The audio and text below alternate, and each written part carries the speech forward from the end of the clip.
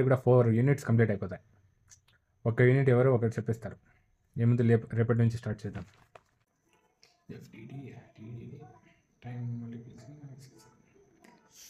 ఇంకా 2 days ఉంది కదా, డేకి 2 యూనిట్స్ అంటే కూడా 4 యూనిట్స్ కంప్లీట్ అయిపోతాయి.